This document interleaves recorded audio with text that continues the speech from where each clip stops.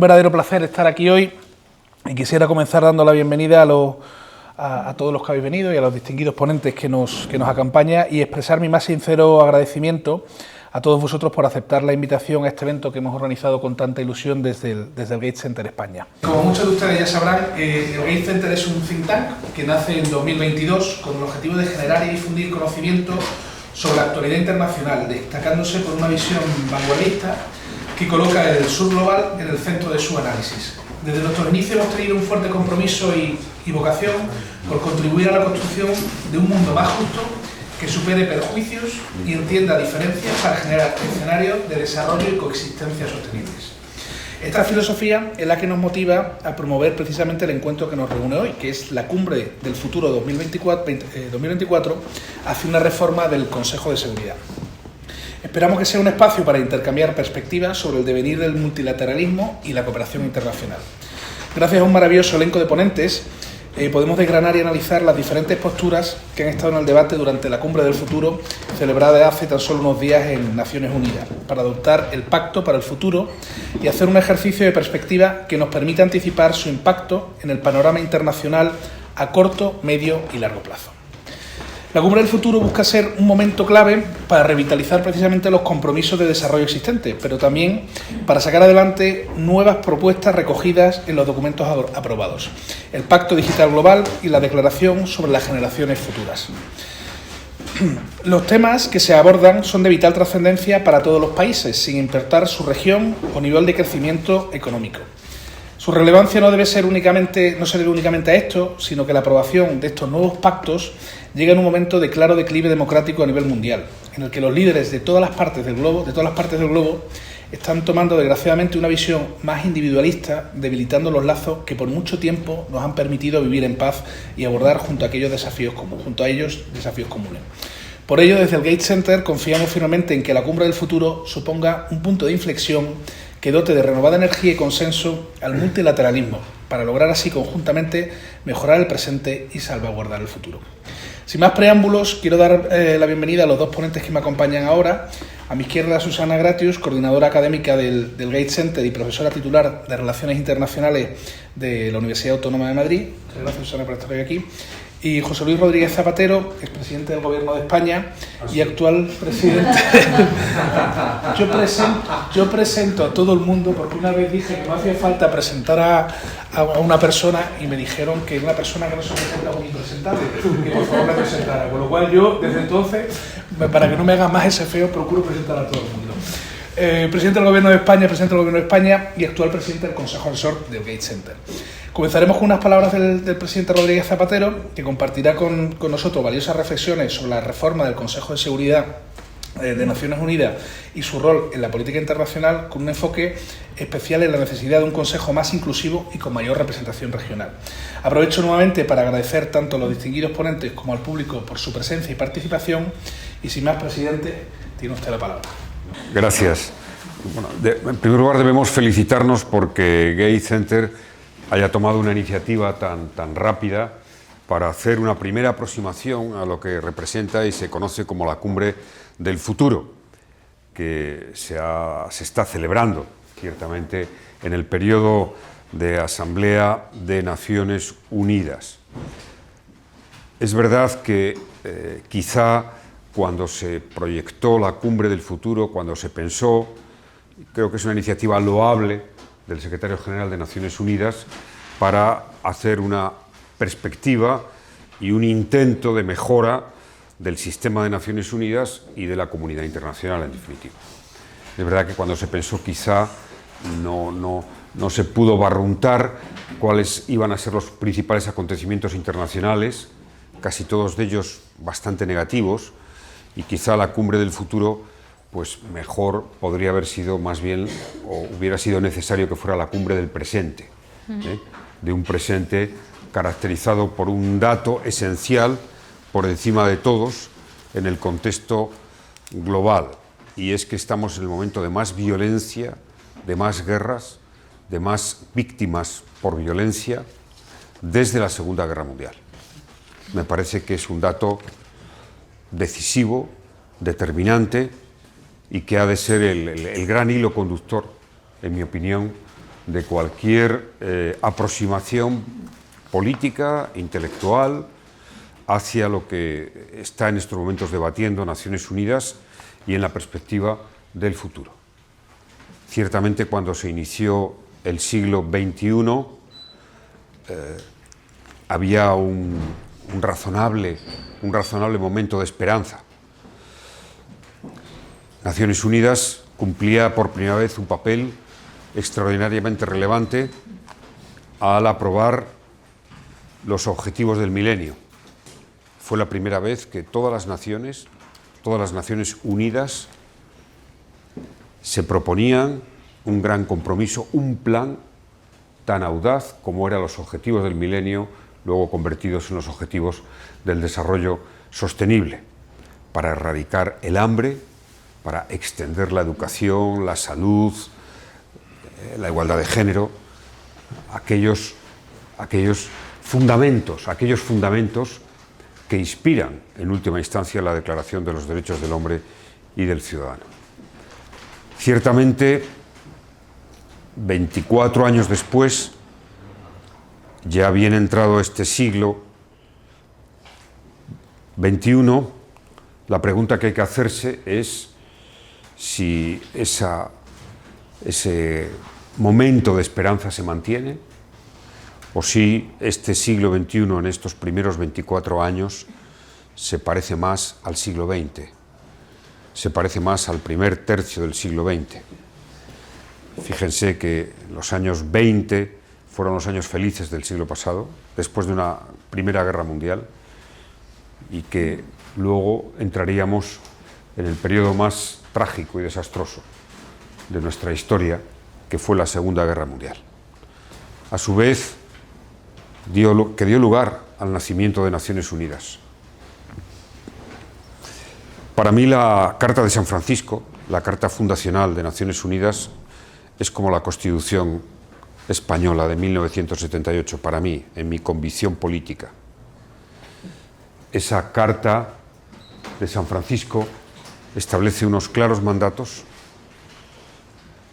que quizá la comunidad internacional debería hoy de plantearse si siguen vigentes o no, a tenor de lo que en gran medida las grandes potencias actúan y cómo actúan. Hay tres grandes principios de la Carta de San Francisco. Luego hay mecanismos, pero hay tres grandes principios que cabe preguntarse si siguen vigentes. No ya vigentes formalmente, que lo están, sino vigentes políticamente. El primero de ellos es el respeto a la soberanía de cada país. El segundo es que no hay un modelo político universal que se establezca como régimen obligatorio y que, por tanto, la coexistencia se presume con todo tipo de sistema político. Y el tercero es la solución pacífica de los conflictos junto con la cooperación como principio y la negación del uso de la fuerza como consecuencia de ello, salvo autorización del Consejo de Seguridad de Naciones Unidas. Creo que para abordar el momento de guerras, la banalización del afán de paz en la que vivimos y el preocupante, muy preocupante, destino sobre la paz y la guerra de la comunidad internacional, deberíamos hacer un test sencillo que miembros del Consejo de Seguridad han incumplido a lo largo de la historia: los requisitos del uso de la fuerza. ¿Quiénes han incumplido la legalidad internacional? Y plantearnos algún tipo de consecuencia. Porque si un miembro del Consejo de Seguridad de Naciones Unidas, que es el órgano de garante de la paz, incumple reiteradamente, o incumplen reiteradamente, la legalidad internacional en relación con el uso de la fuerza, que es sin duda alguna el gran principio, tendrá que tener alguna consecuencia. Bueno, esta es la causa de la oxidación que tenemos de las reformas del sistema de Naciones Unidas. Después de más de 75 años es evidente que el modelo institucional pensado es un modelo que hoy ya está en una franca decadencia o declive, porque no resuelve, porque no representa y porque no da ni un solo activo de esperanza para aquello que el preámbulo de la Carta de Naciones Unidas, de la Carta de San Francisco, establece, que es librar a la humanidad del flagelo de la guerra, de los horrores de la guerra. Cuando estamos en este increscendo de violencia, pienso en el horror de Gaza y el cambio en la historia que va a suponer lo que está haciendo Israel y el conflicto que ha derivado en estos momentos ya no solo en Gaza, sino en Líbano. Cambio en la historia, cambio en los valores, cambio en la concepción, responsabilidad de la primera potencia mundial, de Europa, o en la guerra de Ucrania. Ya ni siquiera sabemos el número de muertos aproximado que esta guerra está generando. Ya nos hemos acostumbrado. Serán miles, miles y miles, según parece. Por no hablar de la crisis en Sudán y de otros conflictos muy serios en África. La paz es la tarea, la gran tarea. Para eso nació Naciones Unidas.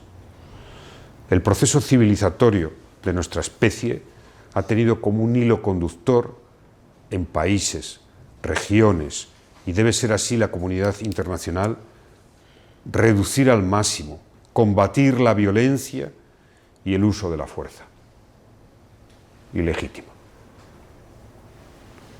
Sin embargo, pues apenas la cumbre del futuro plantea una especie de deseo de reforma del Consejo de Seguridad para aumentar la representatividad. No, pero ¿queremos hacer una comunidad política internacional seria? Habrá que establecer desde Naciones Unidas, porque no tenemos otra institución, aunque esté tan debilitada, porque no se la ha reformado nunca, y siempre que después de tantas décadas no se reforma algo, a la luz de las lagunas y de los fallos que tiene el sistema, pues se deteriora absolutamente, se deteriora absolutamente. Claro, nosotros estamos, es decir, somos un país, me refiero a España, defensa del multilateralismo, de la solución pacífica a los conflictos. Europa ha perdido fuerza en ese gran valor, quizá por la guerra de Ucrania, ha perdido fuerza y entonces estamos a la espera de que la sociedad civil internacional vuelva a tomar las riendas exigentes. No va a haber otro camino, riendas exigentes en favor de la paz y de una visión diferente de construir las relaciones internacionales para que no nos aboquen en este siglo XXI a un siglo de guerras. Ya no hablo de una guerra, de una tercera guerra mundial, porque, en fin, las profecías se autocumplen, pero un siglo de guerras, cuando la esperanza debería de haber sido, como los objetivos del milenio explicitan, un siglo sin pobreza extrema, un siglo sin sufrimiento extremo en el mundo. Esta es la responsabilidad generacional de quienes tienen por delante el futuro, de quienes están llamados a construir. Y a tenor de cómo ha pasado tantas veces en la historia y de cómo están las relaciones políticas y sociales, o es la sociedad, a través de sus organizaciones, la sociedad civil, sus fundaciones, sus universidades, sus intelectuales, quien abren un proceso de movilización internacional en favor de un siglo XXI que no sea de guerras, que tenga la paz como un gran objetivo.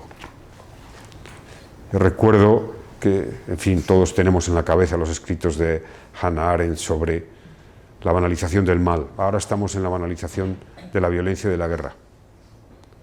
Paradójicamente, cuando el proceso de civilización debería de ir más allá. Paradójicamente, cuando la inteligencia artificial, los cambios tecnológicos están abriendo tantas nuevas fronteras para las posibilidades de una vida más digna. Y se equivocan quienes plantean este momento histórico como un dilema entre democracias y no democracias. Se equivocan quien plantea este momento histórico como un problema de que las democracias se debilitan. No, no ese es el problema. Todo está debilitado. Toda la comunidad internacional, la idea de comunidad internacional está debilitada y por eso están debilitadas las democracias y las no democracias. En las perspectivas sociales, económicas, de libertades, por supuesto, donde no hay democracia, mucho más. Pero todo está debilitado. Es una trampa intelectual. Una trampa intelectual. Lo cierto es que cuando el orden internacional responde a reglas, a virtudes de cooperación, a paz, se extienden las democracias por sí solas. Sin embargo, cuando el orden internacional responde a temor, miedo, neonacionalismo, repliegue, confrontación, las democracias se debilitan y no hay ninguna democracia más. Esta es mi visión, mi reflexión política. No podemos ir a un mundo en el que lo que llamamos la parte occidental desconozca y vea una confrontación a aquellos modelos políticos que no son demoliberales. No son los que queremos para nosotros, pero nuestra humildad y nuestra inteligencia histórica debería de aconsejar que tuviéramos otra relación, sobre todo cuando sabemos que la corriente demográfica, la corriente histórica, la corriente geopolítica determina lo que va a determinar. Eso indica que, bueno, la no mirada al sur, y especialmente algunas al desarrollo de Asia, o a la pobreza absolutamente intolerable de África, pues vayan a debilitar nuestras democracias. Leía el otro día un libro sobre la educación en el mundo, sobre la educación universal en el mundo, interesantísimo. Me impactó una reflexión de la vivencia de estos momentos. En Europa las escuelas se quedan sin niños y en África los niños no tienen escuela, hasta 60 millones. Esta contradicción va a ser imposible que no debilite nuestras democracias y nuestros modelos económicos. Es muy preocupante que toda esta sensación de conflicto se haya disparado desde la pandemia.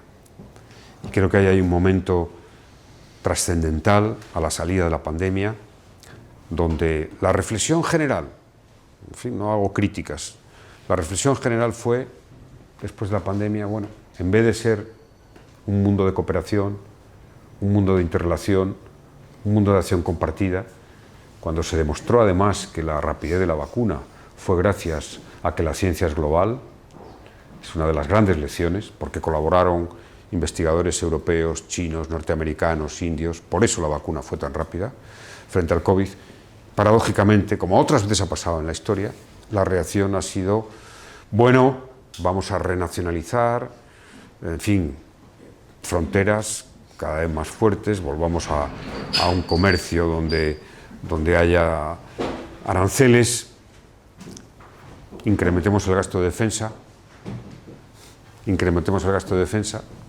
siempre que el incremento de un gasto de defensa anticipa malas consecuencias.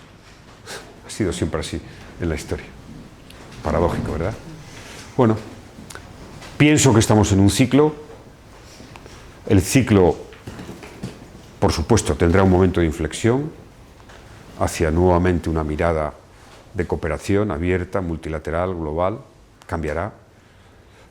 Lo que queda por definir, en mi opinión, es si esa inflexión de ciclo será consecuencia de una acción política de la sociedad internacional, valerosa, comprometida, intelectualmente respaldada, ideológicamente afirmada en los mejores valores de la Carta de Naciones Unidas, o será la consecuencia de las catástrofes de las guerras, que como tantas veces en la historia, después de una guerra se hace una reflexión para iniciar un camino distinto. La falta de reformas de Naciones Unidas ha llevado a esta situación de debilidad de la comunidad política internacional. Siempre estoy del lado de la esperanza, pero debo recordar que la esperanza es hacer algo nuevo y perdonar, como recuerda el filósofo Byung-Chul Han, brillantemente. Hacer algo nuevo, crear, reformar y perdonar. En eso consiste la esperanza. Y confío en que quizá después de las elecciones norteamericanas podamos empezar a ver un nuevo sentido del debate de las claves internacionales sobre las guerras, sobre la relación con China, sobre el sur global y por supuesto también entre europeos. Tengo el convencimiento de que si no se produce eso, llegará esa inflexión en las peores y más dramáticas de las circunstancias, con una intensidad bélica que seguramente recuerde a los peores momentos de la historia. Y una vez más, pues va a ser la sociedad civil la que pueda responder a esto. De momento, las sensaciones que tengo es de una frialdad notable, de una especie de resignación, de una especie de asunción de que este momento, cruzado tanto por la guerra, va a ser casi inevitable. Debemos de resumir. Se ve en el texto de la cumbre del futuro y en los debates se ve que hay una cierta impotencia. Eso no nos debe de llevar a eximirnos de la responsabilidad del debate. Todo empieza con la palabra, siempre que detrás haya ideas fundadas, con la palabra, con la exposición pública, con la confrontación. Y por tanto, creo que eso es lo que debemos de hacer hoy. Modestamente cada uno debe aportar su esfuerzo, sobre todo las generaciones más jóvenes, porque no hay que aproximarse con especial lucidez para darnos cuenta que los riesgos tan poderosos, tan temibles, están ahí, como seguramente no han estado desde hace décadas, desde el siglo pasado. Por tanto, me parece que tiene que haber muchos debates como este, muchos gates, y aprovecho para agradecer lo que seguramente va a ser ahora un debate lúcido. Este es el primer acto sobre la cumbre del futuro, porque realmente es un acto sobre la angustia del presente. Tendremos ocasión de hacer otros más y de fundar esa esperanza en la que, sin duda alguna, todos debemos de creer. Muchas gracias.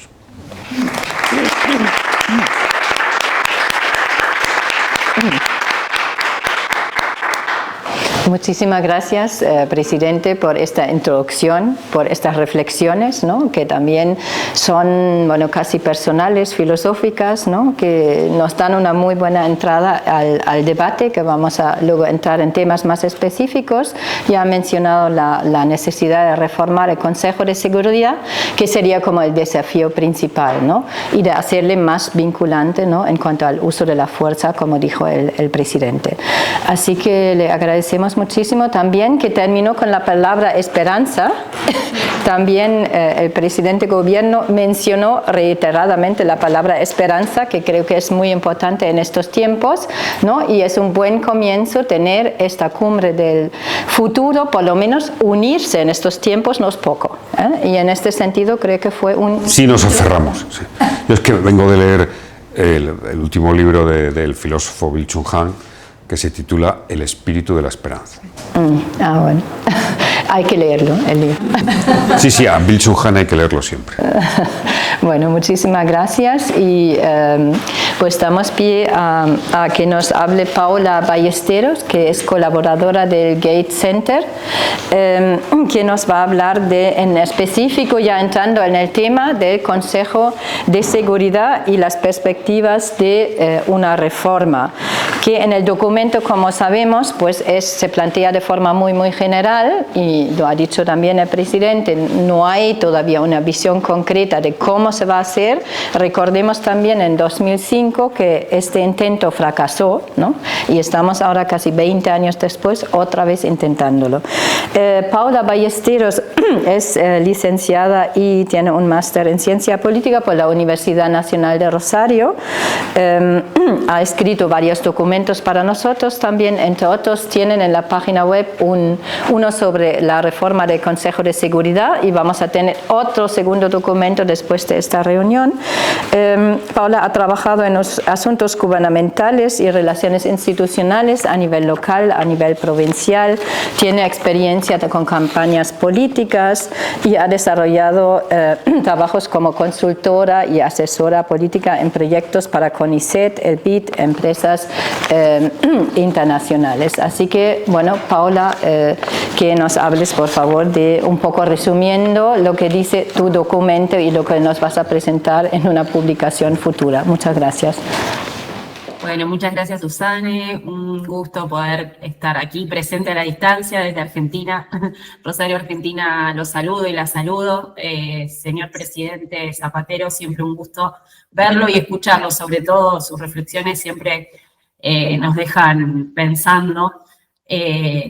También saludar a quienes van a exponer en el panel posterior a mí, a Ileana, a Carlos, a Pablo, a Ana y a todos los presentes y el equipo de Geek Center que hizo un esfuerzo muy importante para llevar adelante este evento. Así que bueno, un gusto. Un poco estuve escuchando muy atentamente lo que estuvieron charlando Daniel y el presidente Zapatero, y de alguna manera pensaba en cómo se repite un poco lo que todos venimos observando, no solo en la Cumbre del Futuro, sino lo que viene pasando en la comunidad internacional hace tiempo. Digamos, este presente tan oscuro, tan triste, con tanto desánimo, atravesado por estas guerras que lejos de ir reduciendo el conflicto, se va recrudeciendo, está llegando a nuevos territorios.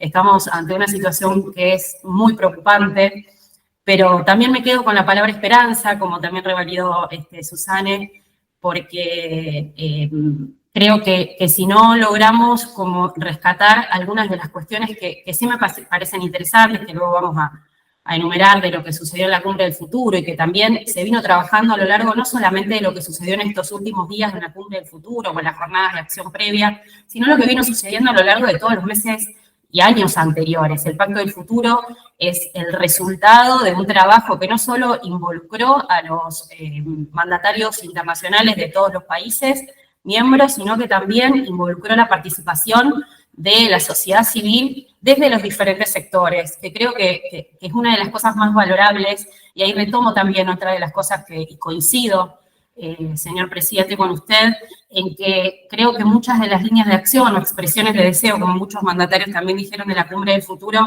tienen que ser pautas para la acción, y creo que no solamente está en manos de los mandatarios internacionales, sino que también está en manos y es responsabilidad de la sociedad civil tomar esos imperativos como pautas para la acción, porque si no queda simplemente como letra muerta, como tantos otros documentos que hemos tenido a lo largo de todos estos años. Sin duda creo que es un gran punto de partida el Pacto para el Futuro, no solo el Pacto para el Futuro, sino también el Pacto Digital Global, la Declaración para las Nuevas Generaciones, pero es esto, es un punto de partida y un punto de llegada, sobre todo en este contexto, en el que quiero sumar, y el presidente también lo nombró muy claramente, que desde la región de la que vengo, digamos, más allá de mi país, sino en toda la región latinoamericana, nosotros no tenemos conflictos bélicos. Esto se lo tomé prestado, presidente, usted lo dice en varias intervenciones de magnitud, pero sí tenemos una guerra que para nosotros, y le voy a llamar guerra con toda la magnitud que implica, que la venimos atravesando hace años, que tiene que ver con la guerra contra el hambre, con la guerra contra la pobreza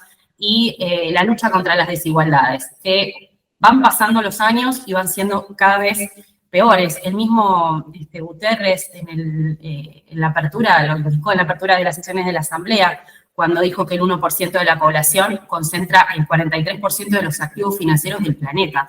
Creo que este número nos tiene que dar la pauta de que la brecha está cada vez más amplia y que estamos en una situación en que de verdad es necesario empezar a cambiar la manera en que venimos haciendo las cosas. Un dato simplemente como para agregar, en la región en la que estoy, específicamente en mi país, en Argentina, y me tomo este atrevimiento porque creo que también tengo esa responsabilidad como parte de esta región, de poner sobre la mesa este problema de la pobreza y del hambre. Nosotros en Argentina tenemos a 6 de cada 10 niños que están pasando hambre, que son pobres, y creo que si no nos llama la atención este dato, si no nos pone funcionamiento, si no nos tracciona para la acción, no hay nada que nos traccione. Yo me voy a tomar un pequeño atrevimiento también, hablamos con Susana sobre el documento, pero bueno, a medida que fui escuchando al presidente y tomando algunas notas, me permito modificar algunas del orden de los documentos, tanto del anterior como el que vamos a publicar. Pero creo que como coincidiendo también con el presidente que habla de la cumbre del presente, pensaba un poco esto, el futuro llegó hace rato, digamos, nosotros estamos hablando de la cumbre del futuro y el futuro ya nos pasó por arriba, como decimos por acá. Entonces, es por supuesto muy importante las 56 líneas de trabajo que propone el Pacto para el Futuro. Si no hay una línea hacia dónde ir, no tenemos una dirección. Pero sí es necesario, y me parece mucho más importante, lo que sucedió también en las jornadas de acción de los días anteriores, en donde miembros de la sociedad civil, y sobre todo me parece interesante rescatar y marcar lo que indicaron los propios jóvenes o juventudes que estuvieron invitados a esa jornada de acción, que a veces sí en la juventud hay algo más de revolucionarios, en donde literalmente dijeron que el Pacto de Futuro, si no tiene verdaderamente un impacto en la acción, no tiene sentido alguno. Fueron también las palabras de muchos de los mandatarios y oradores de la Cumbre del Futuro en los 2 días en los que fueron sucediendo, y esto se vio tanto en aquellos que votaron a favor del Pacto para el Futuro como aquellos que se abstuvieron y votaron en contra. Esta coincidencia de que hay una crisis verdadera del multilateralismo, hay una crisis en las herramientas de la gobernanza global, y acá sí voy a enfatizar en el tema que venimos trabajando, que tiene que ver con que los tiempos cambiaron, los riesgos se acentuaron, hay guerras, tenemos el conflicto de Gaza, de Ucrania, lo que les comentaba de lo que sucede específicamente pero que en la América Latina, pero que también se está extendiendo producto también del incremento de la violencia y consecuencias de las guerras y conflictos armados de todos los países, que es la pobreza, las desigualdades, el hambre, el cambio climático. Bueno, esta cantidad de riesgos merece que haya un sistema multilateral preparado para hacerle frente. Y por supuesto estamos hablando de una de las pautas principales del Pacto para el Futuro, que tiene que ver con la reestructuración o la reforma del sistema de Naciones Unidas, que no solamente es necesario, bueno, ahí en el Pacto del Futuro habla de una reestructuración del funcionamiento de la Asamblea General, del Consejo Económico y Social, pero por supuesto me quiero centrar en la reforma del Consejo de Seguridad, que es el organismo que hoy no está pudiendo dar respuesta ni está pudiendo actuar a través de la resolución pacífica de los conflictos ante lo que está sucediendo. Como dijo el presidente, quienes hoy están sentados dentro de los miembros permanentes del Consejo de Seguridad son los mismos que hoy están llevando adelante uno de los conflictos bélicos más importantes del siglo, o si no fuera el más importante, y no hay posibilidades de que eso suceda. Digo, como para repasar rápidamente, creo algunas de las reformas clave, porque además en el panel siguiente van a trabajar y discutir sobre el tema en profundidad, pero me parece muy importante remarcar que este nuevo Consejo de Seguridad, que espero que verdaderamente esta vez haya una reforma real, lo espero, y en esta espera hay esperanza, pero también hay un poco de pesimismo, porque conocemos cuál es la realidad actual, pero bueno, si no hay esperanza no hay movimiento. Así que espero que haya en este Consejo de Seguridad, y en coincidencia con muchos de los expositores de la Cumbre del Futuro, en que esta reforma del Consejo de Seguridad demuestre un equilibrio en relación a los diferentes países y a las diferentes regiones. Hoy sí o sí debería haber miembros que representen, y estoy hablando de miembros permanentes, que representen a América Latina, a África y a parte de Asia, o sea, este sur global que hoy en día no está bien representado. Por supuesto que el equilibrio de poder cambió desde la creación del Consejo de Seguridad. Esta parte solamente tuvo una sola reforma y fueron los miembros no permanentes, entonces ya se hace necesario que este equilibrio de poder cambie. Pero además, y sobre todo, me quiero centrar en que lo importante y lo más relevante para que verdaderamente haya un cambio y un impacto es tomar de una vez y para siempre la modificación del derecho al veto. Creo que si no se trabaja sobre esta reforma del derecho al veto en base a diferentes propuestas, hay propuestas que van desde limitar el derecho al veto en situaciones vinculadas con genocidios o crímenes de guerra o de deshumanidad, hasta algunas que proponen un veto que esté sometido a alguna votación y haya un equilibrio dentro de los participantes del Consejo de Seguridad. Creo también de los desafíos más importantes, porque por supuesto incluye una modificación en la Carta de Naciones Unidas y tiene algunas trabas que fueron las que hasta el momento llevaron a que no se haga posible, pero es indispensable porque sin duda hoy, y lo sabemos que a lo largo de los últimos años, este uso indebido del derecho al veto ha llevado a situaciones de desequilibrio de poderes y de impactos como los que vemos en el día de hoy.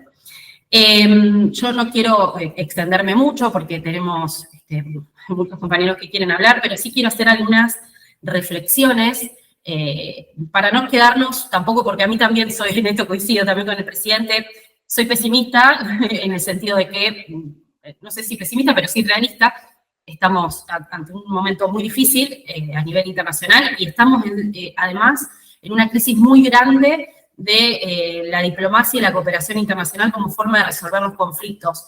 Y justamente en este momento necesitamos que esto sea revitalizado. Pero en este desánimo o en este momento tan oscuro que estamos atravesando, que coincido que puede tener consecuencias mucho peores aún, quiero rescatar, como ese dicho que dice que esa flor que crece en la grieta del cemento, quiero rescatar estos espacios que aún hoy se siguen generando, como es la Cumbre del Futuro, pero también como fueron los encuentros previos que se dieron antes de este evento particular, las jornadas de acción, pero también lo que sucedió en los meses anteriores, en donde se siguen realizando encuentros entre mandatarios de países. Antes de ayer, fue votado el Pacto para el Futuro por la mayoría de los países miembros.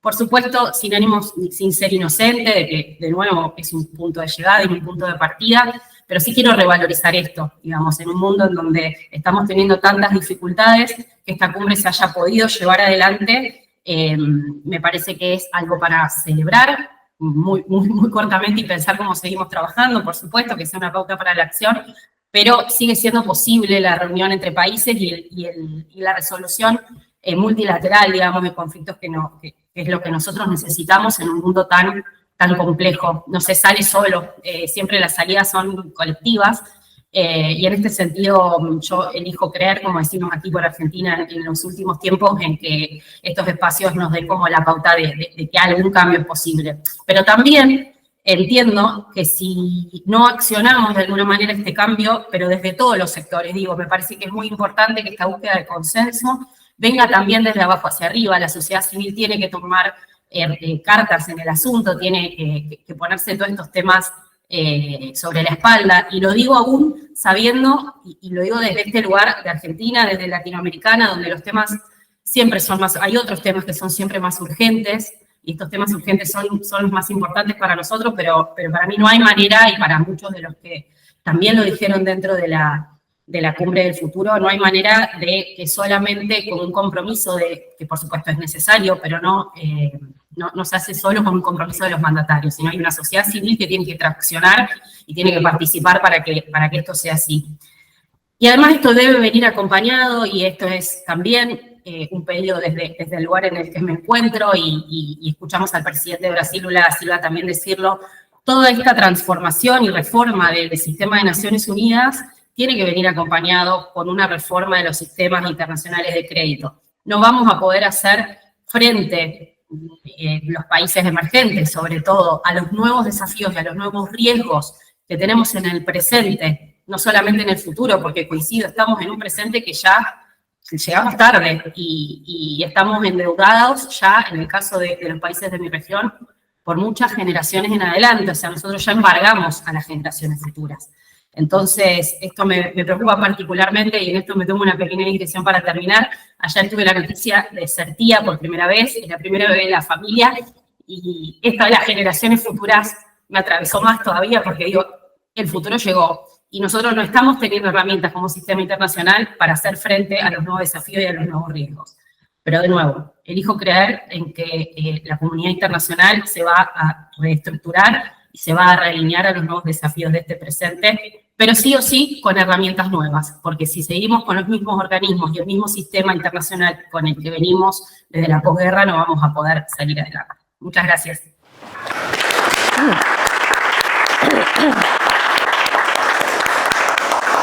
Muchísimas gracias, Paula, por haber ampliado un poco también la visión, haber hablado del sistema financiero internacional, muy importante, porque ya tenemos un banco de los BRICS también, ¿no? Surgen instituciones alternativas mientras no se reforman estas, o el sistema de Naciones Unidas.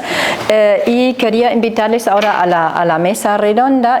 Estamos muy contentos de tener los 4 ponentes aquí, además un perfecto equilibrio de género. Bueno, yo sobro, ¿no?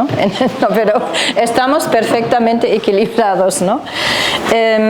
Pues la mesa redonda va a analizar un poco más las perspectivas de reforma del Consejo de Seguridad y la idea es entrar un poco más brevemente, no tenemos mucho tiempo, entrando en cuestiones más concretas, ¿no? Que primero, ¿cuál es el balance, ¿no? Eso lo voy a preguntar luego a Pablo, de la cumbre del futuro, en el sentido de que ha sido, bueno, es difícil quizá contestar eso, si ha sido un éxito o más bien un fracaso, estuvimos un poco hablando de esto, ¿no? Y cuáles son las alianzas y contraalianzas también para reformar ese consejo, en qué tiempo se puede hacer y cuáles son los obstáculos, porque yo creo que Paula no ha mencionado que su país, Argentina, ¿no? Javier Milei, dijo que Naciones Unidas está bajo el imperio ideológico.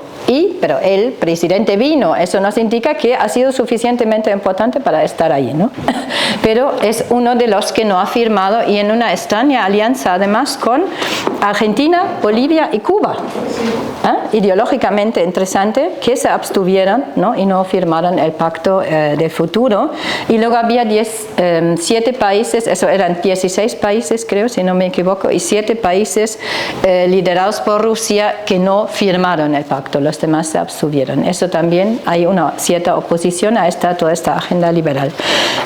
Introduzco primero a los 4 ponentes. Vamos a empezar con Pablo Gutiérrez Segú. Tenías otro apellido que ya... Sí. Sí, le agradecemos muchísimo su presencia aquí. Pablo Gutiérrez Segú es vocal asesor en el Ministerio, en la Dirección General, lo tengo que leer, Naciones Unidas, Derechos Humanos y Cooperación. Ingresó en el Servicio Exterior en 1997, es diplomático y bueno, ha trabajado, entre otros, en misiones ante Naciones Unidas en Nueva York, por eso está aquí, ¿no? Conoce muy bien la cumbre del futuro, toda esta agenda, cómo se ha construido, y también ha estado en la embajada en Londres, en la delegación de la OTAN y en la embajada de Puerto Príncipe. Eso me ha impresionado. En el Ministerio ha sido embajador, director de emergencia consular, subdirector de asuntos jurídicos y también asumió la subdirección de Naciones Unidas y de Europa Occidental. Así que empezamos luego voy introduciendo los demás panelistas y quería plantearle una primera pregunta a Pablo, ¿no? ¿Cuáles han sido los principales resultados? Hemos escuchado un poco, quizá podemos irnos un poco más hacia el Consejo de Seguridad en este sentido, ¿no? Y ha sido un éxito o un fracaso. ¿Cómo se considera? ¿Cuál es el balance, ¿no? El presidente también lo ha mencionado, ¿no? Estamos entre la esperanza y, bueno, un siglo de paz o un siglo de guerra, ¿no? Ha dicho. Así que en este sentido estamos en una diatriba muy importante. No, muchas gracias, Susan. Bueno, primero quería decir que si bien participo en la propuesta y ejecución de nuestra política exterior en relación a Naciones Unidas en este momento, lo que voy a decir lo digo desde mi punto de vista y no representando al Ministerio, que es algo que no me corresponde. Aún así, claro, mi visión tal vez es del practicante de las relaciones internacionales y desde el punto de vista de estar primero en la misión en Nueva York y ahora en la Dirección General de Naciones Unidas. Yo creo que la cumbre y el pacto, la negociación del pacto y el Pacto Mundial Digital y la Declaración de las Generaciones Futuras ha tenido cosas buenas, es una cuestión también de expectativas. Lo mejor desde el punto de vista de España, de la Unión Europea, es que sí hemos sido capaces de reconstruir parte de la confianza perdida, especialmente con el G77, que eso es muy importante, y ahora voy a esto, y luego mostrar la relevancia de Naciones Unidas, porque es cierto que hay más competencia, hay más fragmentación, pero donde se produce esta competencia es en Naciones Unidas, donde las grandes potencias y las potencias que emergen o quieren ser consideradas como grandes, donde intentan influir y donde intentan que el multilateralismo se amolde a sus concepciones, es en Naciones Unidas. Luego, bueno, debido a lo que me dedico, estoy mucho en los procesos y entonces voy a hacer una puntualización muy del proceso y muy de Nueva York. El pacto y los dos anejos están adoptados por consenso. Lo que hubo es una moción de no acción que presentó el Grupo Africano, lo cual es muy importante, frente a una enmienda que presentó Rusia, copatrocinada por Bielorrusia, Nicaragua, Corea del Norte, Siria y alguno más, Irán también. Lo que se votó fue la moción de no acción. Luego es cierto que tanto Rusia como Argentina anunciaron que se desvinculaban del pacto, cosa que, bueno, tiene relevancia porque el pacto tiene esta vocación de reconstrucción de la confianza y reforma o relanzamiento del multilateralismo, pero por otro lado, muchas veces en los procesos de Naciones Unidas, incluso en resoluciones, se adoptan por consenso y luego hay países que se desvinculan de parte o de la totalidad. Entonces, desde ese punto de vista, yo creo que el pacto y la cumbre, un éxito, han sido valiosos.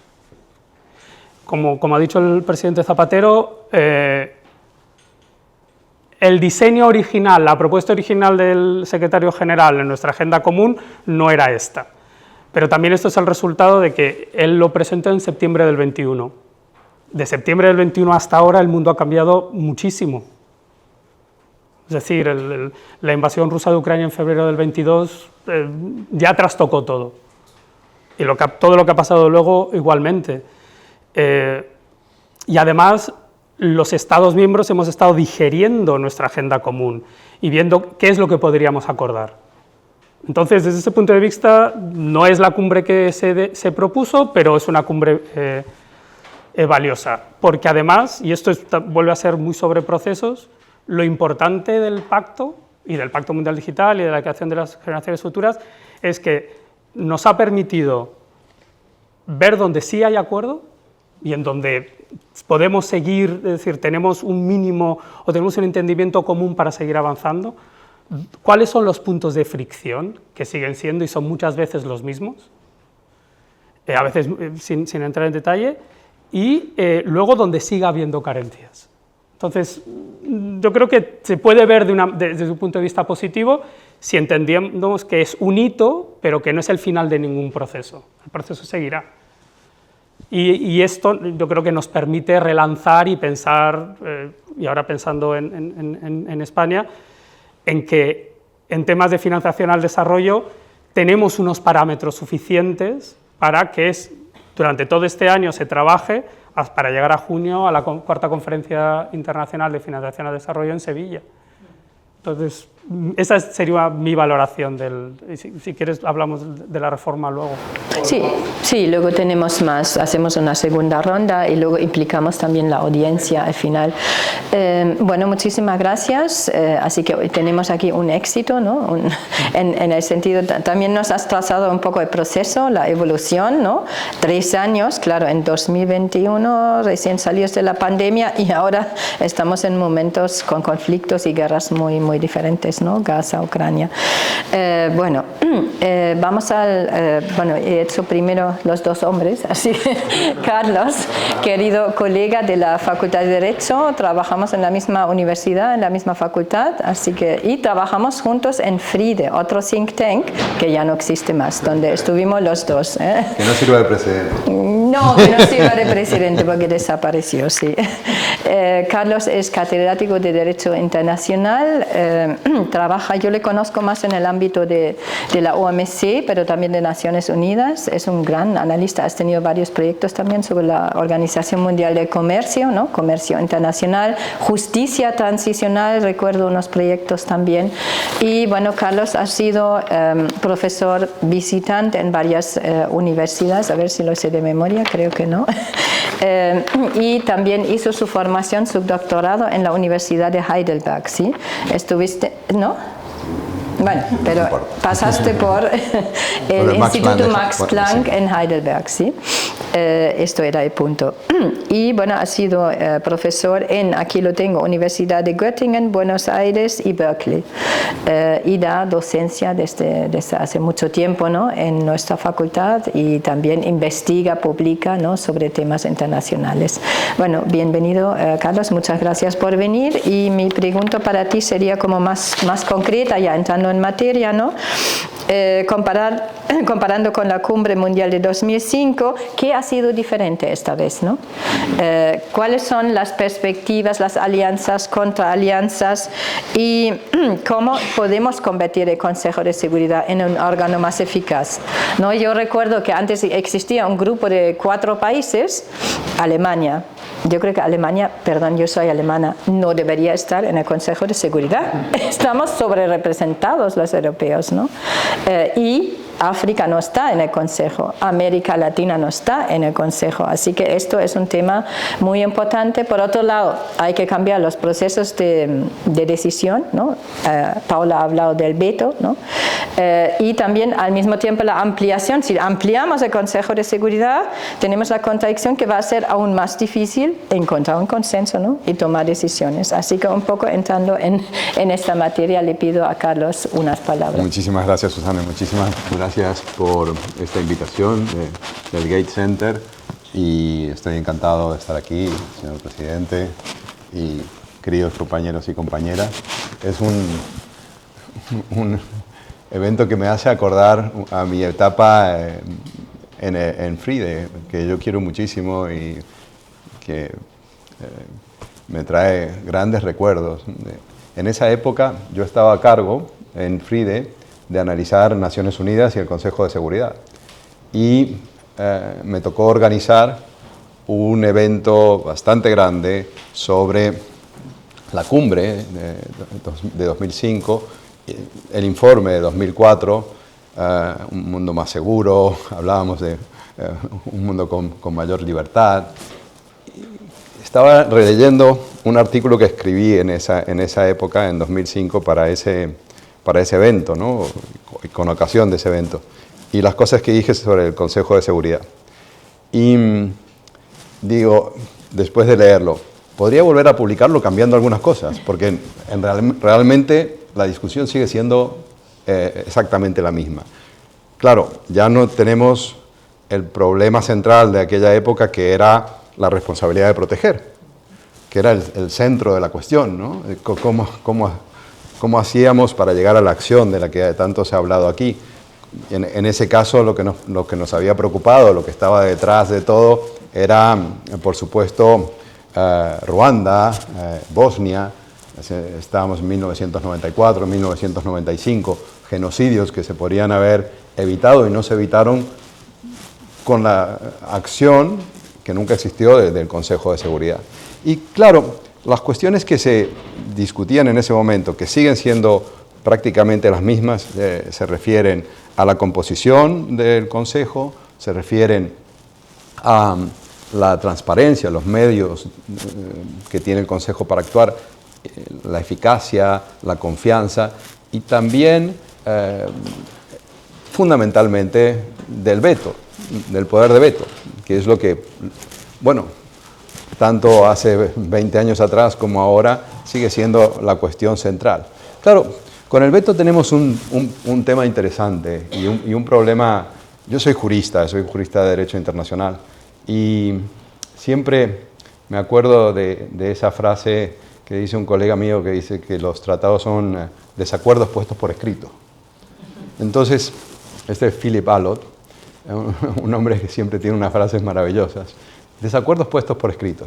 Claro, ¿qué ocurre? Lo que ocurre es que para ponerse de acuerdo sobre un texto como el del Consejo de Seguridad, hay que llegar a muchos consensos, hay que afinar mucho las palabras, quedarse hasta muy tarde negociando. Cordell Hull, en esa época, que fue secretario de Estado de Estados Unidos, dijo: Estados Unidos no estaría ni un solo día en Naciones Unidas si no tiene el veto.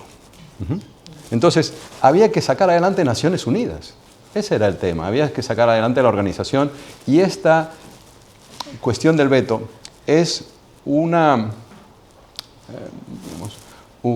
norma que entra dentro del diseño de Naciones Unidas. Era el mundo que en ese momento se quería y el mundo que hoy tenemos, ¿no? Claro, el problema es que es un mundo que, juzgado desde nuestras necesidades de hoy, juzgado desde la perspectiva que tenemos hoy, es injusto, nos alarma, sobre todo frente a atrocidades masivas, que es el lenguaje que se utiliza en este momento, a guerras. ¿Cómo se puede hacer para cambiar esto? Bueno, una posibilidad es ampliemos, hagámoslo más legítimo. Es lo que dice la acción número 39 del pacto, ¿no? Hagámoslo más legítimo. Traigamos más representación, el sur global, pues incorporemos a Brasil, incorporemos un estado fuerte africano, puede ser Nigeria, puede ser también Sudáfrica, incorporemos a Asia, puede ser la India, ¿no? Todo esto haría un consejo mucho mejor. Debo decir que el consejo no siempre tuvo 15 miembros. Hubo una reforma en 1963 que lo extendió de 11 a 15 miembros, y eso se pudo hacer. El problema que existe para reformar Naciones Unidas es un problema que tienen, por supuesto, todas las constituciones, y es que generalmente lo que hacemos es atarnos como Ulises al mástil para que no nos cambien el libreto todos los días. Entonces, claro, para desatar a Ulises tenemos que cambiar también los equilibrios de poder, y los estados que tienen el veto no lo van a soltar.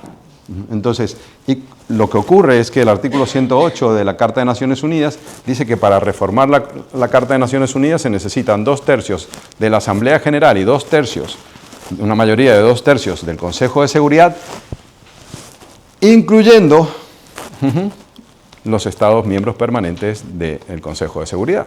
Con lo cual, aquí habría que hacer una fórmula en la que, digamos, cambien las cosas, aunque no todo cambie, es decir, una fórmula que permita que los que tienen poder sigan manteniendo poder, pero aumentar la cuota de poder. Por ejemplo, se podría lograr, y se han hecho propuestas en este sentido, incorporar estados permanentes que no tengan poder de vetos, o limitar el poder de veto en algunas ocasiones, sobre todo en atrocidades masivas o en casos como en los que discutíamos en aquella época sobre la responsabilidad de proteger, que era evitar genocidios. En fin, por resumir y no ocupar todo mi primer turno de palabra con cuestiones que son limitaciones, yo también estoy a favor del optimismo. El optimismo siempre es mejor, pero en este caso debo decir que una reforma del poder de veto es casi imposible si uno quiere contar con los estados que tienen el veto. Y en ese sentido lo que sí se puede hacer es intentar mayor eficacia, mayor transparencia, generando mejores recursos y mejores medios, pero será muy difícil o casi imposible reformar el poder de veto, porque eso va a depender siempre de quienes tienen el veto, y las propuestas que se han hecho siempre están sometidas a la propia voluntad del veto, de los que tienen el poder de veto. Dicho esto, a mí me parece que sí se puede avanzar en una ampliación y que, como se hizo en 1963, eso se podría lograr si lo separamos de la exigencia de reformar también el veto. Esto, por supuesto, nos deja un mundo en el que, ahora como va seguramente algunas de mis compañeras, especialmente, creo que tú te vas a ocupar de eso, nos deja un mundo en que seguimos sin poder actuar frente a casos como el de Ucrania, seguimos desde el Consejo de Seguridad, o casos en los que los Estados, miembros permanentes que tienen vetos, tengan intereses esenciales. Y esto es así por el diseño mismo de la institución. Muchísimas gracias, Carlos, también por la dosis de realismo, lo que se puede hacer o no, lo difícil que es cambiar, ¿no? Jurídicamente, digamos, todo el tramado de derecho internacional que supone Naciones Unidas, y cambiamos un poco, abrimos un poco el tema a incluir también la cuestión de los ODS, ¿no? Pobreza, desigualdad, bueno, toda la Agenda 2030, que nos quedan ¿cuántos años? 5, ¿no? Iliana, para cumplir, y bueno, voy a introducir Iliana. Iliana es investigadora principal en el Real Instituto Elcano. ¿Cómo? Muy conocida, sí, muy conocida, experta en temas de cooperación. Iliana también la conozco por el índice de presencia global, ¿no? Que lo inició, que me parece fantástico, lo utilizo en clase. Sí, es bastante útil. Sí. Ella es también profesora titular en la Facultad de Economía de la Complutense, de la Universidad Complutense, directora del European Think Tanks Group en Bruselas, ¿no? La tenemos aquí porque justo hoy no está en Bruselas, ¿no? Pasa mucho tiempo allí también. Y también vicepresidenta para Policy Engagement del EADI. Bueno, y he trabajado muchísimos temas, entre ellos sobre todo cooperación internacional. Iliana, allí mi pregunta a ti, ¿qué consecuencias o resultados ha tenido la cumbre del futuro, ¿no? Si miramos el futuro de la Agenda 2030, que nos quedan 5 años, y quizá nos puedes comentar un poco más de lo que ha comentado también Pablo sobre la cumbre de financiación de la cooperación al desarrollo en Sevilla, ¿no? En el año que viene, ¿no? Muchas gracias, Susana. Bueno, en primer lugar por invitarme a esta conversación y al Gates Center, por supuesto, y bueno, en la que sobre todo estoy aprendiendo mucho, así que bueno, un agradecimiento doble. Yo, bueno, brevemente hay algunas cosas que ya se han señalado, las ha señalado el presidente Rodríguez Zapatero, los ha señalado quien ha intervenido después. Es verdad que el contenido del texto, particularmente en lo que se refiere a la agenda de desarrollo, a la agenda de financiación de desarrollo, pues no es rompedor, ¿no? Tampoco esa era la expectativa en absoluto. Es muy continuista bueno, pues además de una agenda que está establecida y aprobada hasta el año 2030, con lo cual, bueno, pues tiene también todo el sentido y toda la coherencia que en ese sentido que un texto del 2024 sea continuista. Y sin embargo sí hay algún matiz que a mí me ha parecido interesante. Cuando recoge las 12 líneas de acción sobre los objetivos de desarrollo, y además, bueno, hilándolo con lo que señalabas, presidente, sobre esa transición de los objetivos de desarrollo del milenio a los objetivos de desarrollo sostenible, evoca mucho más el espíritu de la agenda de los objetivos de desarrollo del milenio que la de los objetivos de desarrollo sostenible. Esto es interesante porque, claro, esa transición de la agenda del 2000 al 2015 a la agenda del 15 al 30 fue realmente romper, digamos, esa cápsula social de la agenda de desarrollo y comprender que es mucho más compleja, mucho más amplia, que también es económica, que también es climática, que también es medioambiental, que es política también, que es institucional. Entonces, que de algún modo se recoja, se insista mucho en los objetivos más básicos de necesidades sociales básicas, de pobreza, de desigualdad, de hambre, de género, es interesante porque realmente está tratando de hacer algo que también ha sido una tensión interna que hay en la Agenda 2030, que es, bueno, entre esa agenda de no dejar a nadie atrás, ¿no? Lo que se recoge de los objetivos de desarrollo del milenio, y el desarrollo entendido también en sentidos más amplios, complejos, bueno, patrones de crecimiento, modelos de consumo, etcétera.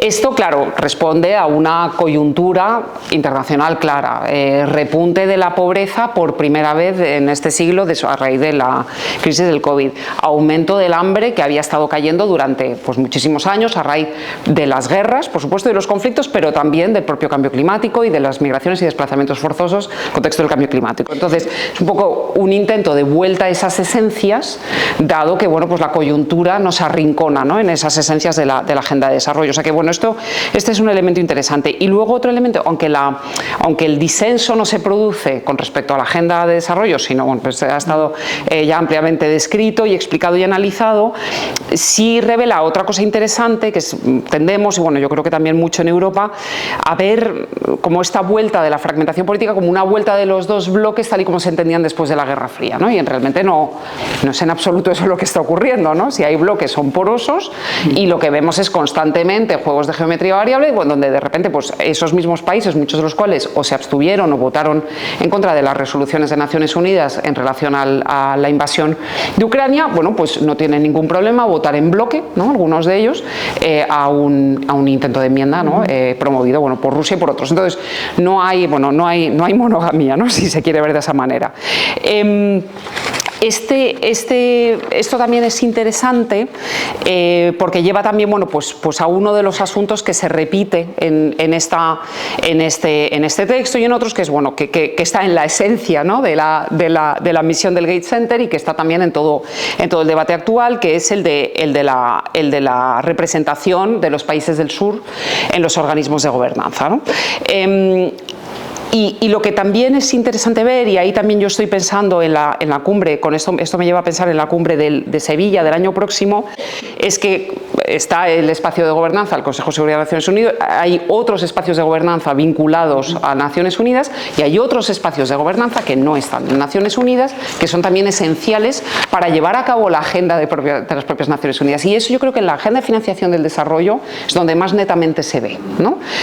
Lo que Naciones Unidas tiene que sacar adelante, mucho de eso se debate en un comité de ayuda al desarrollo de la OCDE, hermético, ¿no?, por decirlo suavemente, en las reuniones de primavera y de otoño del Fondo Monetario y del Banco Mundial, en los órganos de gobierno de distintos bancos multilaterales, en el contexto del G20, aunque bueno, el G20 como órgano de gobernanza es distinto, pero bueno, en el contexto del G20. Entonces, realmente lo que vemos también ahí son distintas velocidades, bueno, distintas constituciones, ¿no?, por ponerlo en esos términos, pero también distintas velocidades y enfoques en cómo incorporar al sur en esos órganos de gobernanza, ¿no? Y eso yo creo que también es algo muy interesante.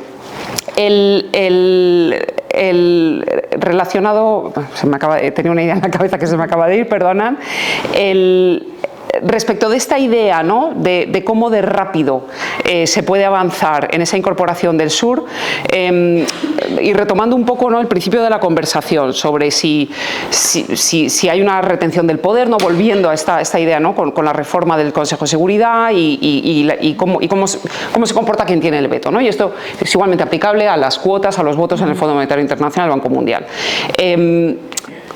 Hay la lectura cínica, ¿no?, bueno, cínica o realista, ¿no?, en el sentido de la Escuela de Pensamiento y Relaciones Internacionales, de decir, bueno, tengo el poder, no lo voy a soltar.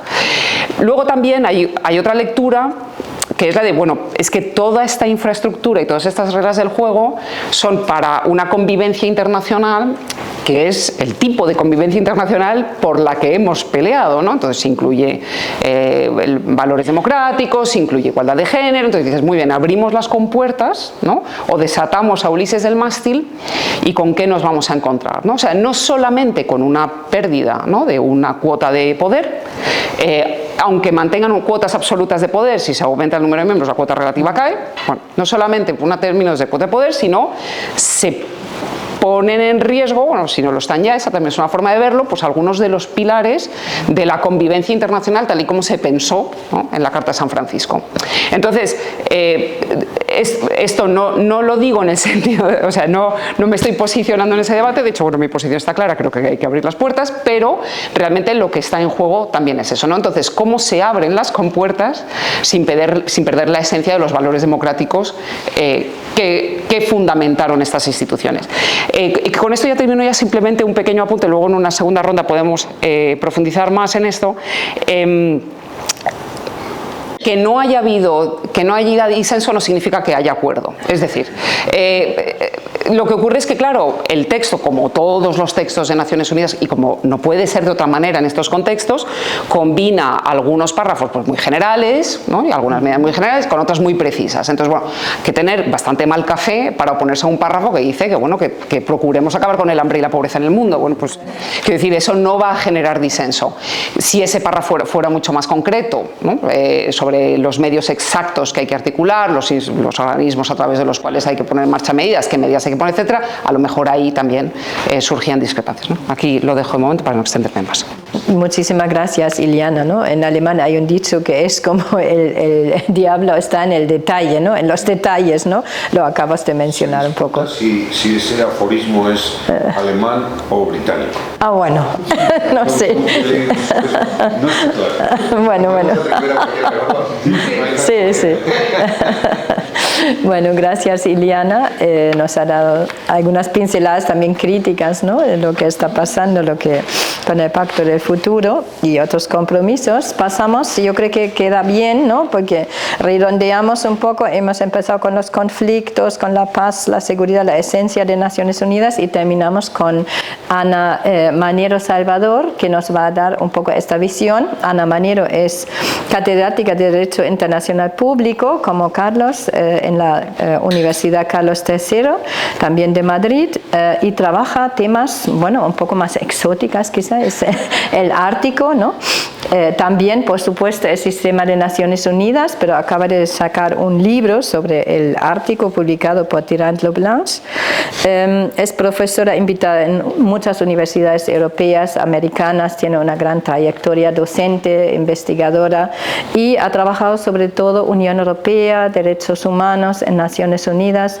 Y quería preguntarla, eso ya sería como para finalizar la ronda, luego mi propuesta sería devolver al público si hay preguntas y luego cada uno hace un statement, no sé cómo traducir eso, un postulado final, ¿no? Eso sería la idea.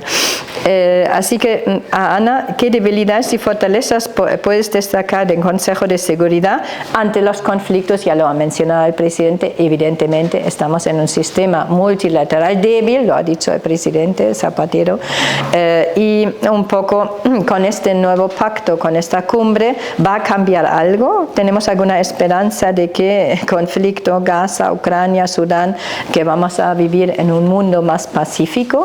Porque la guerra es legítima en el sistema de Naciones Unidas, ¿no? Yo discuto con mis estudiantes, habría que prohibir la guerra, no está prohibida, está reglamentada, ¿no?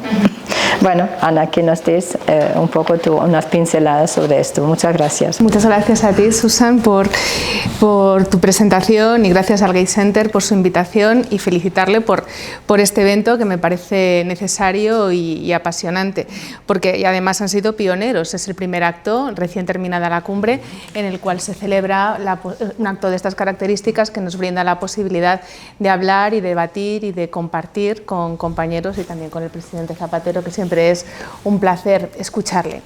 Bien, a la hora de hablar de, bueno, pues de las virtudes, ¿no?, y las falencias del Consejo de Seguridad, creo que tenemos que aludir al marco internacional, desde mi punto de vista como profesora de Derecho Internacional, al marco jurídico internacional relativo al uso de la fuerza, ¿no? El uso de la fuerza está permitido en Naciones Unidas. Bueno, yo tengo que decir que está prohibido, Susan. Yo creo que hay un pilar indiscutible, básico del orden internacional, que es la prohibición del uso de la fuerza. El artículo 2.4 de la Carta de Naciones Unidas, es más, es una norma imperativa de derecho internacional. Es cierto que la propia Carta contempla excepciones al uso de la fuerza, lo sabemos, la legítima defensa, artículo 51, y la actuación del Consejo de Seguridad en el marco del capítulo 7 de la Carta. Ahora bien, Creo que tanto el artículo 51, la aplicación del artículo 51, como el capítulo 7 son un fracaso de la Carta. ¿Y por qué? Bueno, porque tanto los Estados como la propia labor que después ha desarrollado el Consejo de Seguridad en relación con el capítulo 7 han estirado tanto las disposiciones del capítulo 7 y el artículo 51 que las han convertido en irreconocibles. Estos días, no recuerdo si fue ayer o antes de ayer, escuchaba a Netanyahu decir ante las cámaras de televisión que la agresión que está realizando Israel contra el Líbano era un anticipo ante la posible amenaza por parte de Hezbollah. Esto nos lleva a años muy oscuros para el derecho internacional, y el presidente Zapatero lo sabe. El año 2003. La guerra preventiva. La guerra preventiva, la legítima defensa preventiva. La legítima defensa no es preventiva. El artículo 51 de la Carta exige un ataque armado previo. Y ese ataque armado previo no se produjo en Irak y no se ha producido en Líbano. Por otro lado, se habla de que Israel tiene derecho a defenderse, ¿no? Tiene derecho a defenderse de Gaza. Y muchos líderes occidentales han reconocido este derecho a defenderse de Israel. Yo, como internacionalista, lo cuestiono. Considero que Israel, como potencia ocupante de los territorios palestinos ocupados, que ejerce un régimen colonial, no tiene derecho a defenderse, sino que tiene la obligación de garantizar el derecho a la libre determinación de la Palestina ocupada, y considero que los ataques del 7 de octubre, completamente condenables y trágicos, constituyen un crimen de guerra, en tanto que estamos hablando de un grupo armado en un contexto de ocupación. Bien, esto por lo que respecta al artículo 51, pero es que el Consejo de Seguridad no ha sido capaz de lograr su objetivo. Hay un informe muy interesante que ha publicado recientemente Oxfam, que se llama Veto contra la humanidad o Veto ante la humanidad, no recuerdo exactamente el título, creo que es Veto contra la humanidad, en el que señala que de las casi 90, creo que son 88 veces que los Estados miembros permanentes del Consejo de Seguridad han formulado su veto desde el fin de la Guerra Fría, el 75% de las ocasiones corresponden a Estados Unidos y a la Federación Rusa. El 25% restante corresponde a China. Francia y Reino Unido no han interpuesto ningún veto desde que terminó la Guerra Fría hasta nuestros días.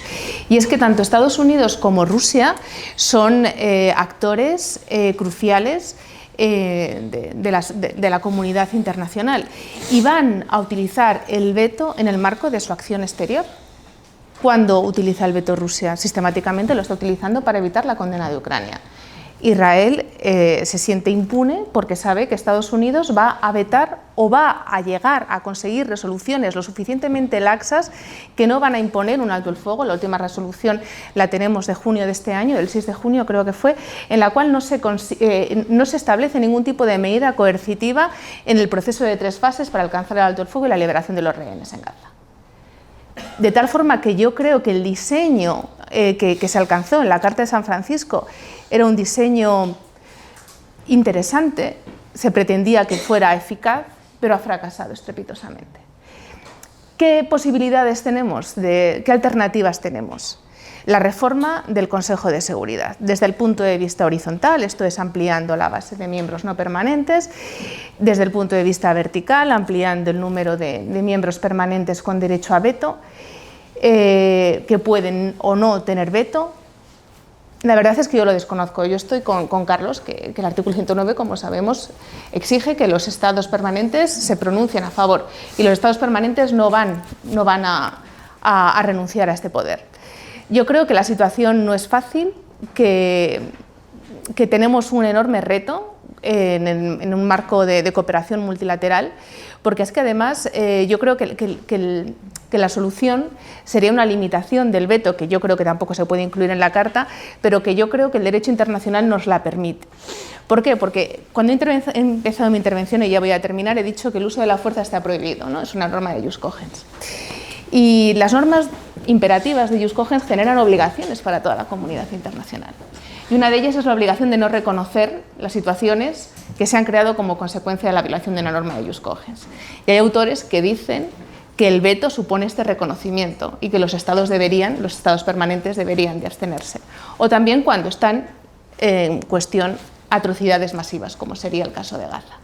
Yo creo que esas son las vías, son vías que podemos desarrollar, teóricos del derecho internacional, pero me parece que un cambio de la Carta en este sentido me parece tremendamente difícil, y más en un contexto como el actual, en el que vivimos en una competencia muy dura entre tres miembros permanentes, ¿no? Como son por Estados Unidos, ¿no? Los miembros occidentales y los miembros que quedan fuera del bloque occidental.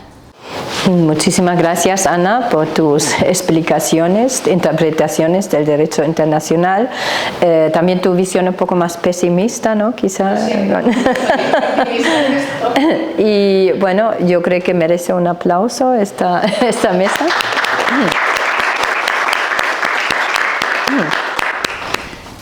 Me alegro mucho de que haya sido invocada y con detalle la Carta de San Francisco, ¿no?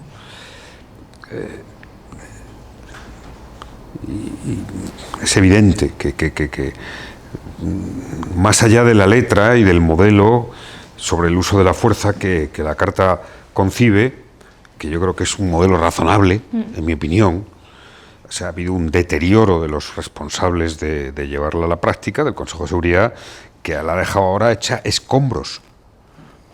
O sea, si el Consejo de Seguridad hubiera cumplido, con alguna excepción, ya sabemos que eso va a ser difícil, pues no estaríamos, digamos, haciendo una crítica a la Carta. Yo creo que el proceso civilizatorio, político de la humanidad, de nuestra especie, ha sido la construcción, primero, de estados, ¿no? Por situar un momento, que racionalizan, que monopolizan el uso de la fuerza, que ordenan. A nivel internacional solo tenemos un ejemplo, que es la Unión Europea, como el proyecto, quizá el estadio más civilizatorio, más avanzado, de integración de naciones, con ese proceso, y eso entre naciones democráticas, de un equilibrio entre la democracia y otro modelo.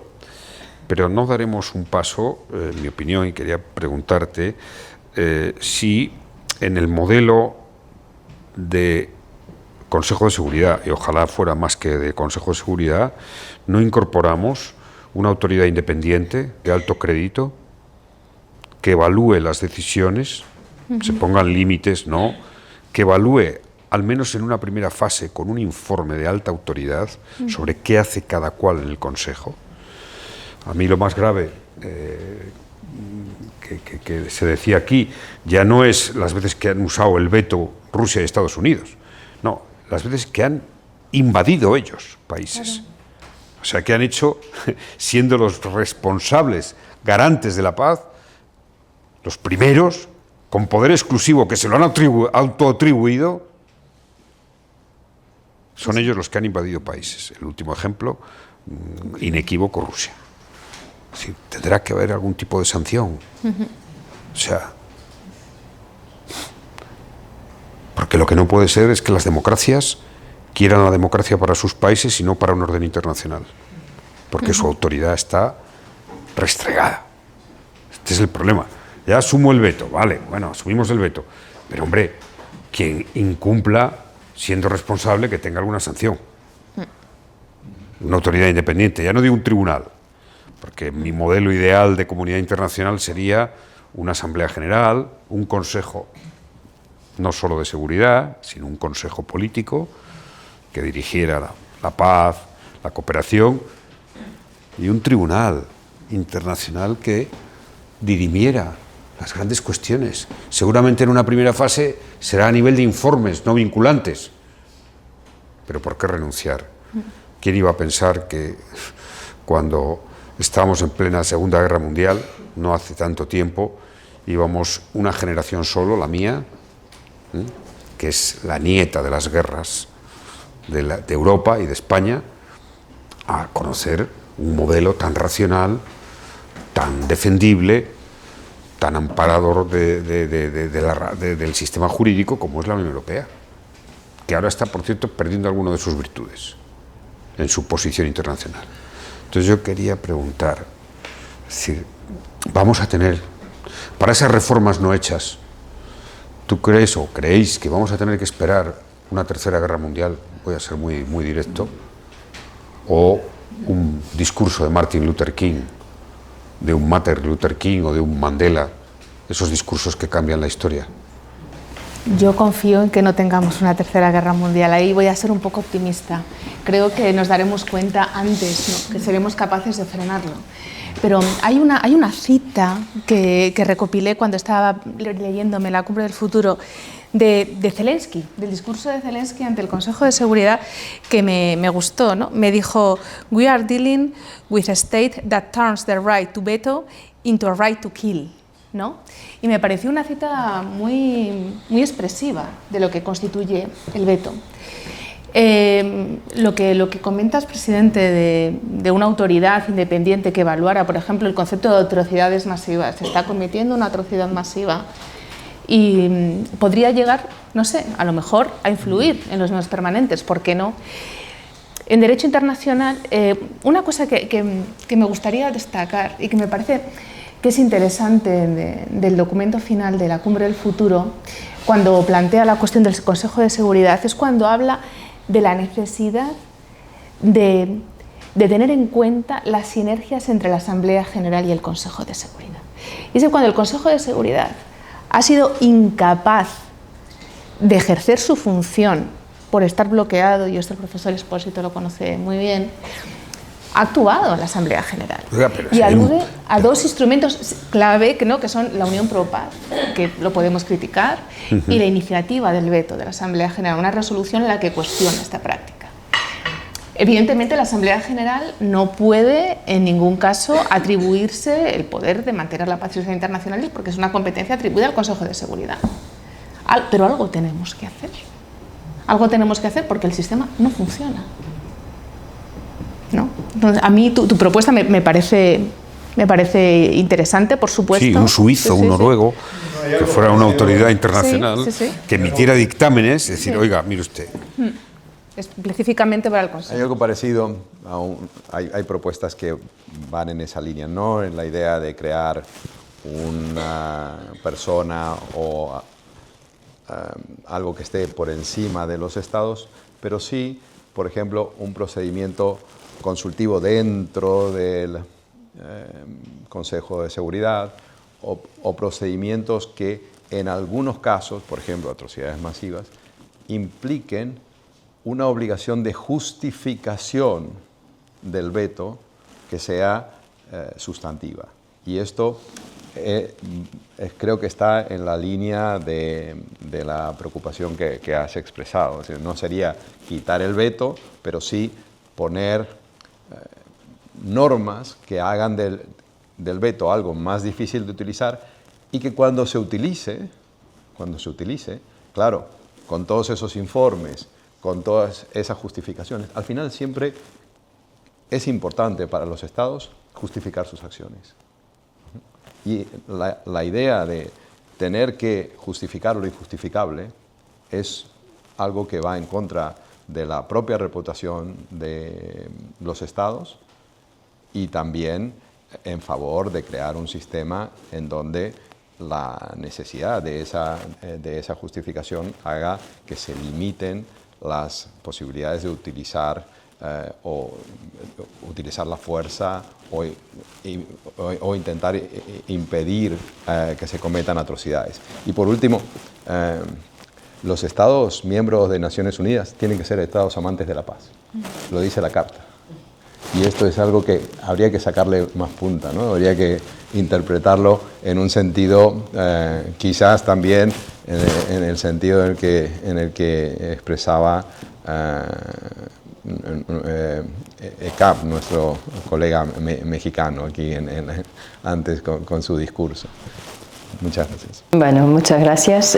Quizá doy la palabra, no sé quién quiera hablar primero. Sí, vale, pues muchas gracias. Sí, no, yo vamos, me he quedado pensando en tu intervención sobre las expectativas, ¿no? Y yo creo que eso es muy interesante porque además afecta a Naciones Unidas y en el caso concreto de esta cumbre y los resultados de la cumbre, ¿no? Que no hay nadie analizando esos resultados como viéndolos realmente, bueno, pues plenamente satisfactorios, muy exitosos, y afecta, bueno, pues a todas las demás organizaciones internacionales que están, bueno, pues por todos los motivos que se han compartido, bueno, pues intentan, digamos, seguir avanzando en un contexto en el que el contexto ya no representan bien el contexto que tratan de guiar, ¿no?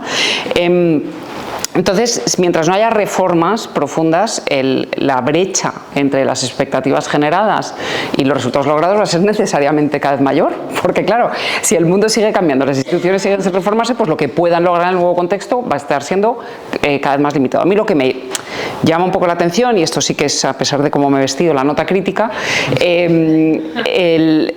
el tono muy triunfalista del comunicado de prensa de Naciones Unidas, ¿no? O sea, esto es un antes y un después. Dices, bueno, un antes y un después no es.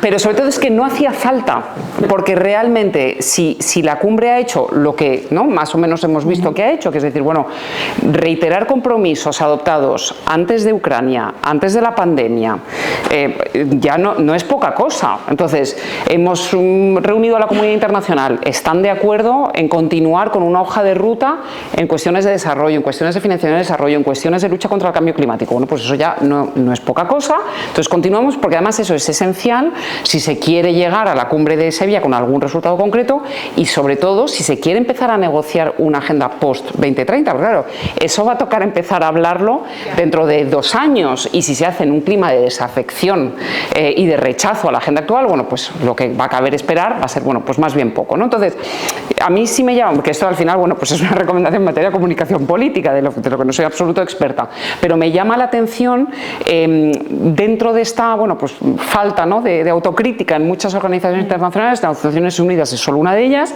que en realidad van reflejando cada vez más, o sea, en lugar de digamos, cubrir los huecos, ¿no?, van reflejando cada vez más su incapacidad para ponerse al día con los acontecimientos, ¿no? Y yo tengo una pregunta sobre eso, si me permite la moderadora. Es que nos hemos situado en un ámbito muy complicado, que es fundamentalmente el del Consejo de Seguridad. Pero, Iliana, cuando yo he leído el pacto, la verdad es que hay cosas que me han emocionado y me han gustado mucho, ¿no? Y entonces yo te quería preguntar, un antes y un después, por ejemplo, pacto digital, ¿tú crees que hay un antes y un después en algunos de esos casos? Porque yo creo que sí. Sí, yo creo que en los dos pactos, o sea, yo me refería exclusivamente a la agenda de desarrollo y financiación del desarrollo, que reitera los acuerdos ya adoptados.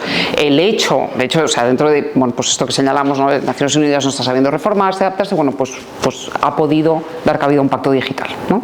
Y eso sí que ya es algo que no existía, es algo que muestra que la institución es capaz de capturar, o el entramado de instituciones es capaz de capturar una nueva necesidad, lo cual, digamos que, si me apuras, hacer la reforma todavía más pertinente, no impertinente, lo cual, por eso me llama por supuesto hay un montón de explicaciones políticas y de economía política por qué no se reforman Naciones Unidas, ¿no?, que conocéis muchísimo mejor que yo, pero sí tiene esa capacidad, ¿no?, de responder a algunos retos. Lo que pasa es que yo creo que Naciones Unidas sí tiene capacidad de reformarse y se reforma. Lo único que no se ha reformado, más allá de la ampliación del 63, de verdad es el Consejo de Seguridad. Todo lo demás, el sistema de desarrollo se ha reformado. Y los coordinadores residentes, es decir, hay cosas que funcionan, no funcionan. El ECOSOC se reformó, la Asamblea se ha ido reformando a sí misma. Entonces yo creo que la Secretaría se ha reformado, las agencias, fondos y programas se han reformado. Tienen carencias, duplicaciones, etcétera, pero lo que no se reforma es el mecanismo de seguridad colectiva del Consejo de Seguridad. Y conectando, o intentando conectar un poco, la verdad es que hay muchas cosas, no podré decirlas todas, pero bueno, para hacer la reforma del Consejo de Seguridad lo que sí hace falta es un momento internacional de la misma potencia que la posguerra mundial. Que en los 90 pareció que lo tuvimos con el final de la Guerra Fría, y por eso empieza, de hecho, el G4, es decir, los 4 países que aspiran, más alguno más, es cuando empiezan a hacerse candidatos in pectore, porque nunca han anunciado sus candidaturas como tales. Lo que pasa es que luego llega el 2001, el 11 de septiembre, la invasión de Afganistán, es decir, y el momento internacional se acaba y volvemos a algo sin monogamia, pero más parecido a la Guerra Fría, de a poco, y entonces perdemos ese momento, ese impulso. Con la reforma del Consejo de Seguridad, las dos cosas, representación y veto.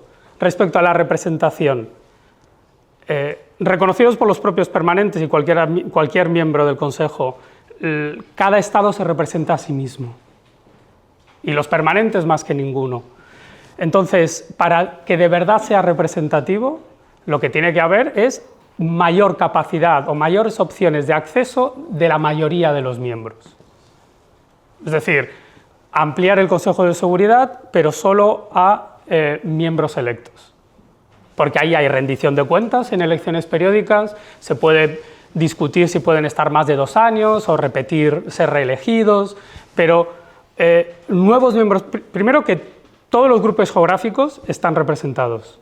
Lo que pasa es que en algún caso hay miembros permanentes y en otros no, pero todos estamos representados.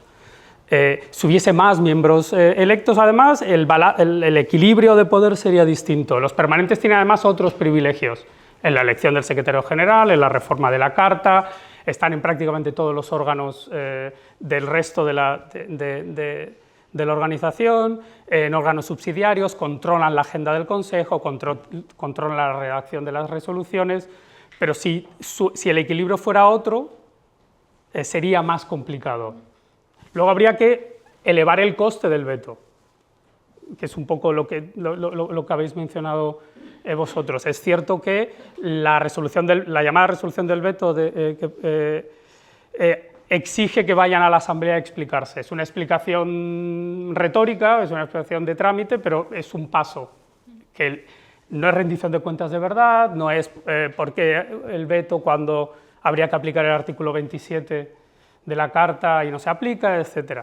Y sobre el veto, bueno, esto y luego que las propuestas de limitación, la iniciativa franco-mexicana, incluso el Código de Conducta ACT, son todas autolimitaciones. Eso es. Porque lo difícil tal vez, y conecto con el tema de la reforma, y en España lo sabemos muy bien, es que quienes tienen que perder decían hacerse el harakiri. Claro, entonces por eso, y lo último sobre democracia, yo creo que por lo menos cuando en los documentos ponemos que el Consejo sea más democrático, es que el Consejo tenga un funcionamiento más democrático. Y eso en Naciones Unidas, y es hablando incluso conectando con la idea de relaciones internacionales como derecho civil, es cada Estado un voto, igualdad soberana, integridad territorial, es decir, en ese elemento. Luego, no es que la organización sea democrática, la organización no es democrática, es su funcionamiento. Bueno, muchísimas gracias. Yo creo que hemos tocado muchísimos puntos diferentes. Yo he aprendido muchísimo en este debate y en la intervención del presidente. No lo vamos a resolver, ¿no? Y quizá uno de los problemas de Naciones Unidas, estoy ahí con lo que dijo el presidente Zapatero, es su carácter intergubernamental, ¿no? Porque no hay ninguna autoridad supranacional, ¿no? No existe ni va a existir quizá nunca, pero sería bueno, ¿no?, tener una instancia menos politizada, quizá no lo vamos a lograr nunca, ¿no? Pero más allá de los detalles, ¿no?, político de poder del Consejo de Seguridad, sería bueno tener una instancia, una gobernanza global que ha sido el ideal, ¿no? Se escribió mucho sobre eso en los años 90, porque como tú dijiste, era el momento perfecto para hacer todo esto, pero en 2005 no se logró, luego vinieron, y vamos a seguir hablando de este tema. Agradezco muchísimo al presidente Zapatero por haber estado aquí. No, el debate no ha hecho más que empezar, y nos va en ello mucho. Sí, es un inicio, ¿no? Y en el Gates Center vamos a continuar con este tema, más desde una perspectiva del sur global. Creo que sería muy interesante que hiciéramos un debate parecido a este sobre el G20 que viene, el G20 de Brasil, que sin duda alguna es un gran pilar, se conformó ya en un gran pilar de esta gobernanza mundial que hay que ponerle mucho optimismo para llamarle gobernanza, ¿no? Eso era el ideal, la gobernanza global, ¿no? Llegar sí, a eso. Pero el G20 es ahora, en Brasil, en noviembre. Yo creo que sería muy importante el que pudiéramos reflexionar sobre qué va a dar de sí. Brasil es un país que juega esa tercera vía, esa línea de recomponer, de renovar, de reformar ese orden internacional en gran medida, ¿no? Están los BRICS, pero es un país, en fin, homologable a lo que llamamos pretenciosamente Occidente. Bueno, muy bien. Muchísimas gracias.